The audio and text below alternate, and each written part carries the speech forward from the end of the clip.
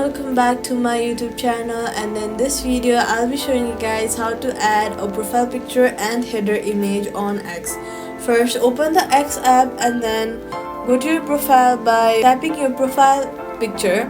Next, tap the edit profile option, and then to add or change your profile picture, tap the profile photo area and select a photo from your device. You can crop or adjust it as needed. To add or change your header image, tap the banner area on top at the top of your profile and then choose an image from your device. Make sure it looks good and fits the space nicely. Once you're happy with both the images, tap save and update your profile. And that's it. Your profile picture and header image are the key parts of your profile. They help people recognize you and make your profile more appealing.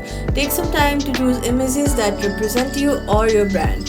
Thank you so much for watching. If this tutorial helped, make sure you like, share, subscribe for more X tips and tutorials. Keep customizing your profile, stay creative, and I'll see you guys in the next